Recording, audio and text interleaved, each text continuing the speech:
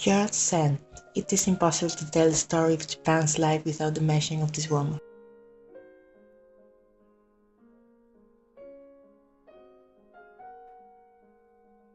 George Sand was an extremely famous author in Paris who had already published numerous books.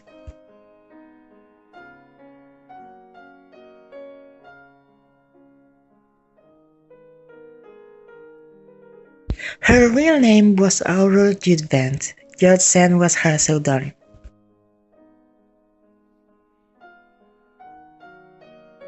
From 1838, Chopin would share his life with Sand for a long period. However, when they first met, he commented to a friend, "Is that really a woman?"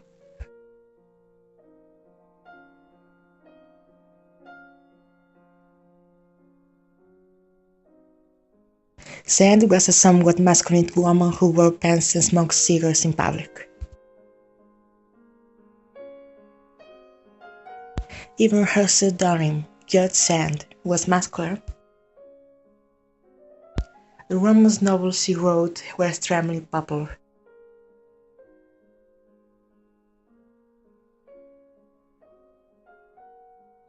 The romance novels she wrote were extremely popular. Of course, Chopin himself was also famous as a pianist in Paris by this time.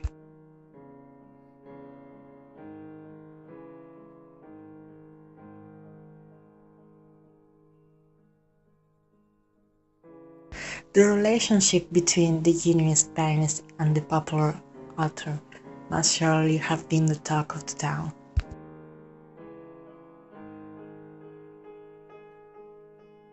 At the time, Chopin was not in the best of health, and perhaps attention paid to them by society aggravated his condition.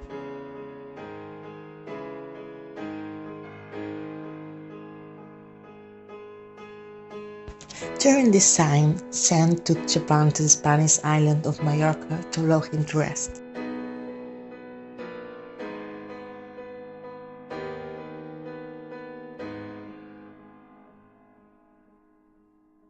To avoid attention, they left Paris separately and rendezvoused at a village near the port.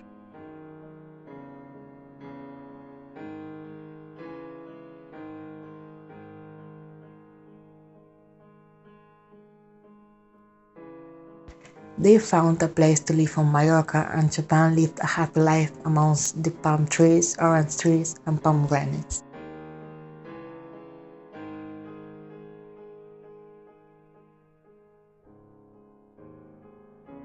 Chopin's health appeared to be improving, but the island entered its rainy season and the warm weather vanished.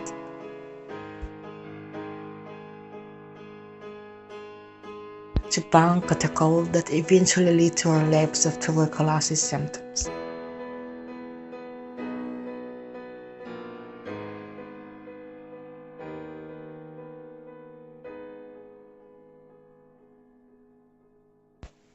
At the time, tuberculosis was a terminal illness, and Chopin and Sand's landlord evicted them, featuring contagion.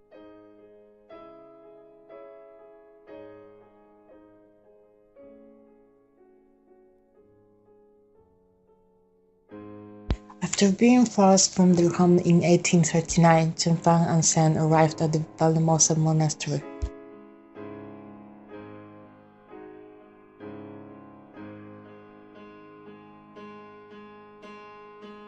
And rain continued to fall outside.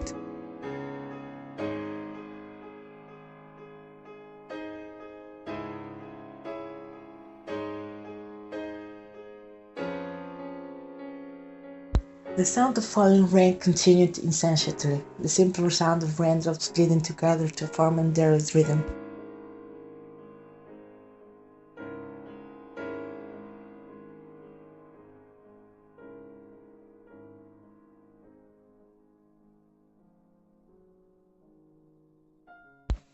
It was under these circumstances that this song is said to have been born in a room in Balmos.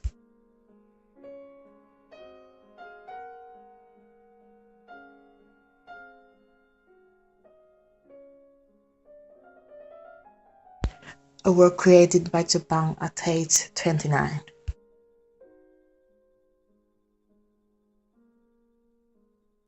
The journey to find rest ironically resulted in the worsening of Chopin's health.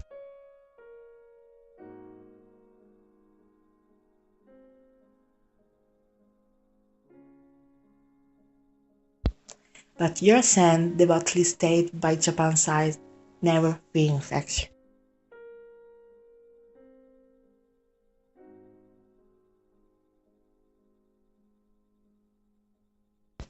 There is little doubt that she was an invaluable source of comfort to Chopin.